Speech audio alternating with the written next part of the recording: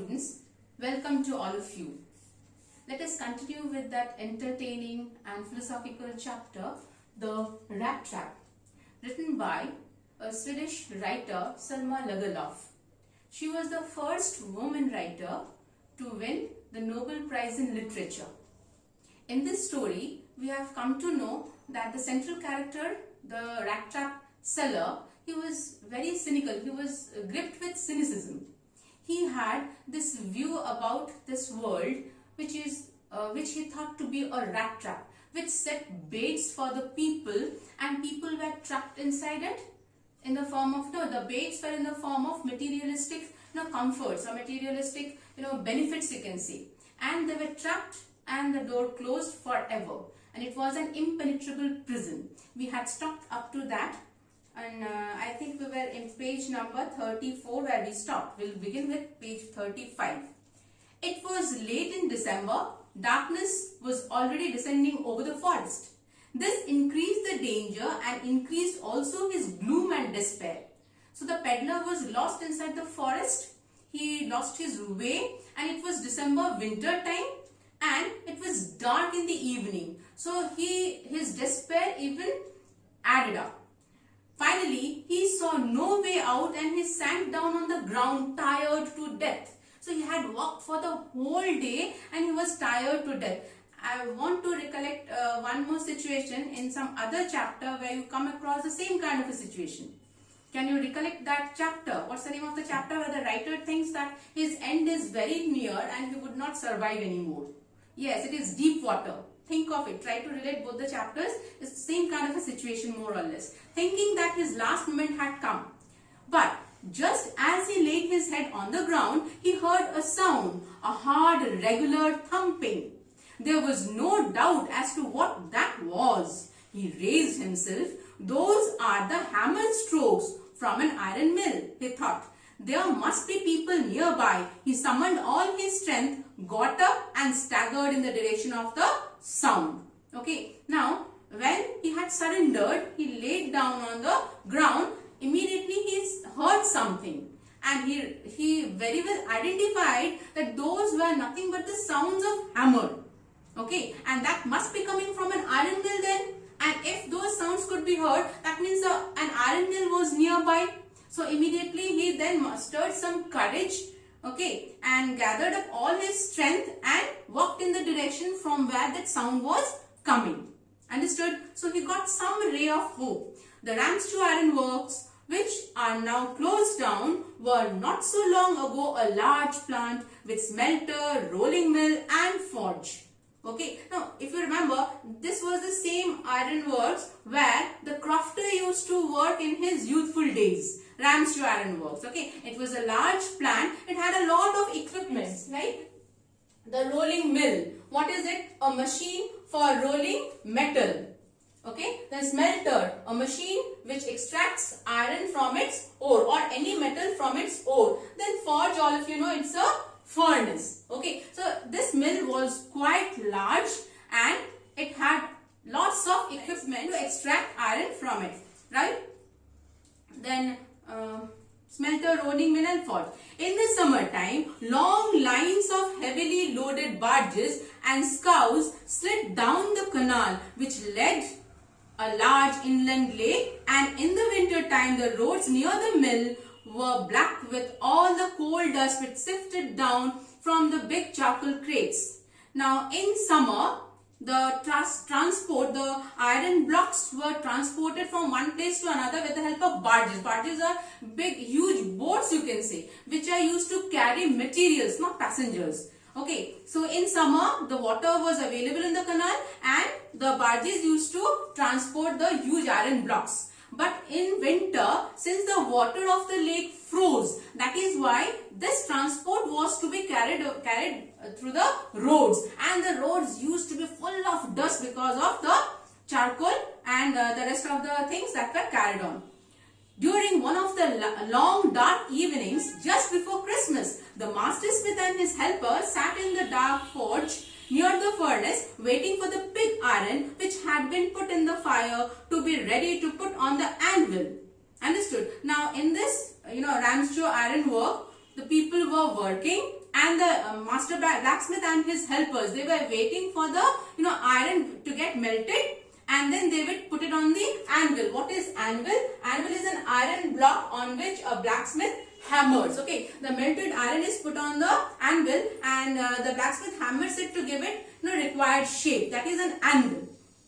Understood? So they were waiting. A very casual scene in those iron mills at that time. So every now and then one of them got up to stir the glowing mass with a long iron bar, returning in a few moments dripping with perspiration. Though, as was the custom, he wore nothing but a long shirt and a pair of wooden shoes. So this was very customary that the person will go near the furnace and then stir that melting iron, and he would come back dripping with perspiration.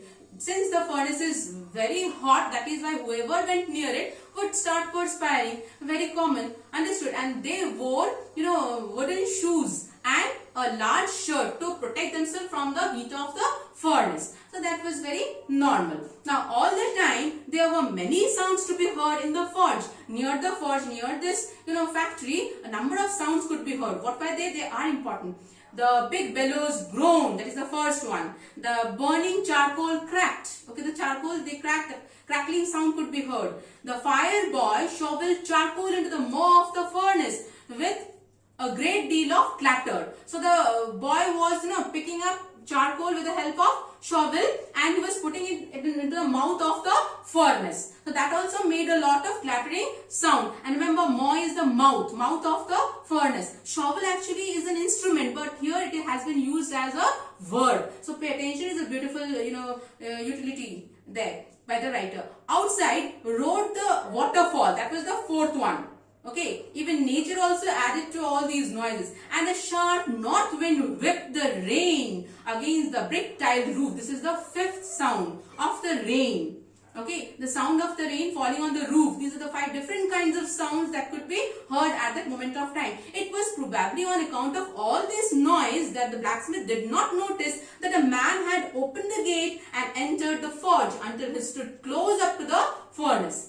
So the blacksmith did not notice that a person had entered the gate until he came very near the furnace. Surely it was nothing unusual for poor vagabonds without any better shelter for the night to be attracted to the forge by the glow of light which escaped through the sooty panes. Sooty panes covered with smoky dust, and to come in to warm themselves in front of the fire. So it was very natural that in those days, specifically in winter, people who were vagabonds, who did not have proper home, they used to seek shelter at this place for the night to get some comfort. Because of the furnace, they got some warmth. They got an opportunity to warm themselves and get comfort. And that's why they wanted to stay there for some time. So it was very natural and casual. Every other day they found one or the other person, approaching this iron mill, and they were asking for shelter.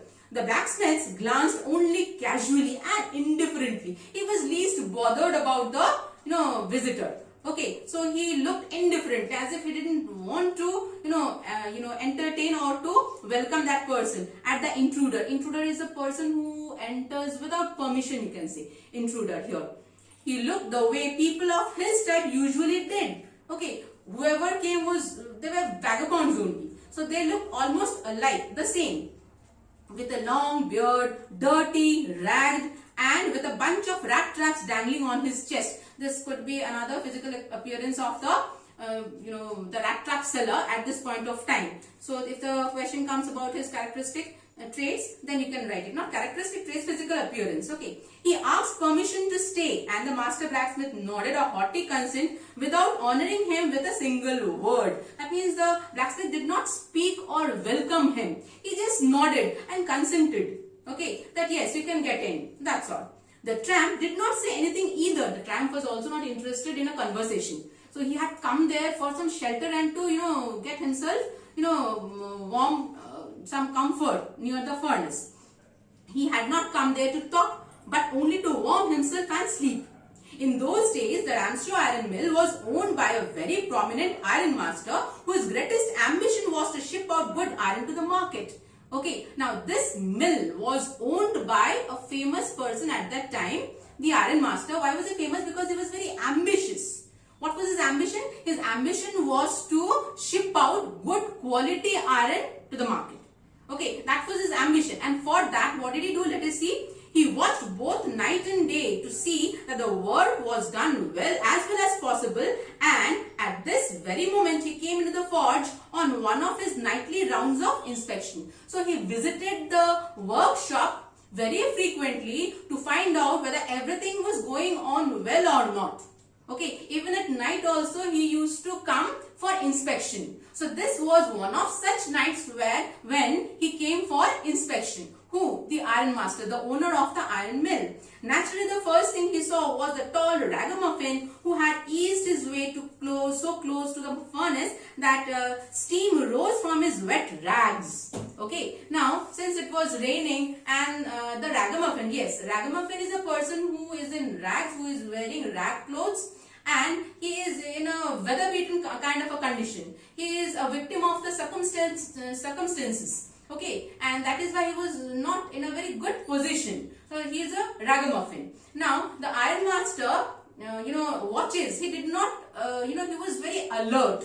Okay, he was not like the blacksmiths. So he went close to that person to examine who was that person who had entered the iron workshop. The iron master did not follow the example of the blacksmiths, who had hardly deigned to look at the stranger. Bothered, and is bothered. He walked close up to him, looked over him very carefully, then tore off his slouch hat to get a better view of his face. He removed the hat and wanted to find out who he was. Okay, but of course it is you, Niels Olaf, he said. How you do look. Now Niels Olaf, who is this person? He was one of his old acquaintances of the iron master. Okay, so he mistook this Rattrap peddler to be one of his regimental comrades, to be Niels Olaf, who was one of his old acquaintance. Right. So he said, how you do look. The man with the rat traps had never before seen the iron master at Ramshow and did not even know what his name was. But it occurred to him that if the fine gentleman thought he was an old acquaintance, he might perhaps throw him a couple of kronos. Therefore, he did not want to undeceive him all at once. So suddenly he thought of a plan. Who? The peddler. He thought that why should I disclose my true identity? And what's the harm? If he thinks me to be one of his old friends, and if he gives me a few kronos, some little amount of money, then I'll be benefited. So why should I disclose my true identity to this person at this point of time? There is no harm. So he accepted that he was one of his friends. That was his second bait, I suppose, and he was trapped again. Let us see. Therefore, he did not want to undeceive him all at once. Undeceive, you can understand deceive, undeceive. This is the antony. Yes, God knows things have gone downhill with me, he said. Yes, my fortune has fallen. So I am going through very bad times nowadays. You should not have resigned from the regiment, said the iron master. That was the mistake. If only I had still been in the service at the time, it never would have happened. Well, now of course you will come home with me. Now the iron master says that when you resign, had I been there in service at that time, I wouldn't have allowed you to do so. Now whatever has happened, let it go. Let the past be over, and you will come with me now to my house. So that was an invitation which he offered. Now let us see, did the Rattrap peddler accept the invitation or did he decline it? To go along up to the manor house and be received by the owner like an old regimental comrade, that however did not please the tramp. The tramp was, he was a petty thief. Okay, but he did not have that courage to deceive people to that extent. So he did not find it very wise that he would be honored like a guest in his house and he would be treated, in a glamorous way. So that idea did not suit him at all. So what did he do? No, I couldn't think of it, he said, looking quite alarmed. He was alarmed because he had already that stolen money, and that guilt was hovering him constantly, for which he had suffered in the forest.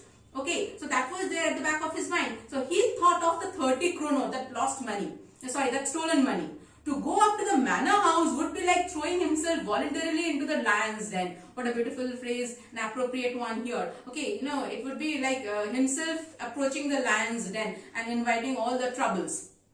He only wanted a chance to sleep here in the forge and sneak away as inconspicuously as possible. He just wanted a little bit of comfort and shelter for the night. That's all he sought. Nothing else. He didn't want to go to visit any house and be treated like a guest. Okay, the Iron Master assumed that he felt embarrassed because of his miserable clothing. Now the Iron Master had a different mindset. He thought perhaps because of his, rag clothes, he is reluctant, and because of his economic disparity also, he was finding it difficult to meet the members of my family. So that's why, to assure him, what did he say? Please don't think that I have such a fine home that you cannot show yourself there. Okay, so don't be reluctant to visit my home because you think that many of them are there at home, and how will you meet in such condition? He said, Elizabeth is dead. Elizabeth can guess that she was the wife of the Iron Master. As you may already have heard, my boys are abroad. So his sons were also abroad, and there is no one at home except my oldest daughter and myself. So his daughter was there at home and he himself, and no one else. We were just saying that it was too bad we didn't have any company for Christmas. So that was his intention. He wanted his old companion, regimental comrade to celebrate Christmas with them, to get some company. And this Christmas, of course, is the biggest festival you can think of it. So it was Christmas Eve, and please to come with me and celebrate Christmas with us. No, nothing else. Okay, now come along with me and help us make the Christmas food disappear a little faster. What a warm welcome that he got, but he could not accept it. But the stranger said no and again no. And the Iron Master saw that he must give in. Okay, so the peddler repeatedly declined that invitation because he was very aware, he was very much alarmed. Okay, so he repeatedly said, no, I cannot go with you. Please leave me on my own and you go back to your house. It looks as though Captain von Stahlen preferred to stay with you tonight. Strom. Okay, that's the name of the blacksmith. Okay, now the Iron Master tells the blacksmith, perhaps Captain von Stahlen. This name is very important. Towards the end of the chapter, you will come to know about its importance. Please keep this name in your mind. Okay, so please notice that the name is Captain von Stahlen. Right, so he said that perhaps the captain wants to stay with you tonight. And he smiled to himself and went away. But he laughed to himself as he went away, and the blacksmith, who knew him, understood very well that he had not said his last word. That the blacksmith understood because he had been working for a long time and he knew the Iron Master very well. He understood that the way he went away, he was not going to surrender. Okay, now it was not more than half an hour before they heard the sound of carriage wheels outside the forge, and a new guest came in. Who was the new guest? Very interesting. But this time it was not the Iron Master. He had sent his daughter, apparently hoping that she would have better powers of persuasion than he himself. The Iron Master thought he was not a person to give in, that he wanted from the core of his heart that his friend should join them in Christmas Eve and they should celebrate it together. So he had sent his daughter, Edla Wilmanson, that's the name you'll come to know very shortly, and perhaps women have better power of persuasion. So the Rattrap peddler would not be able to decline the invitation of my daughter. So let my daughter go and fetch him. She entered, followed by a valet. Valet is a servant, carrying on his arm a big fur coat, okay, which she had brought for the peddler. She was not at all pretty, but seemed modest and quite shy. No, if the character sketch comes, then Edla Wilmanson, then this line you'll have to mention positively over there. In the forge, everything was just as it had been. Earlier in the evening, the master blacksmith and his apprentice the helper, okay, still sat on their bench, and iron and charcoal still glowed in the furnace. The stranger had stretched himself out on the floor and lay with a piece of pig iron under his head and his hat pulled out over his eyes. Okay, so as usual, the peddler was resting in peace because the Iron Master had gone away. As soon as the young girl caught sight of him, she went up and lifted his hat. The man was evidently used to sleeping with one eye open. He was a thief, so he never slept peacefully. Okay, as I said earlier, I was wrong then. Okay, so he was sleeping with one eye open. So funny thing. He jumped up abruptly and seemed to be quite frightened. Okay, he jumped up with a jerk as soon as he saw a woman was standing in front of him. And then, my name is Edla Wilmanson. Let us, with these words, let us wind up today. It's quite a bit, and we'll continue in the next chapter. Thank you so much, dear. Thank you.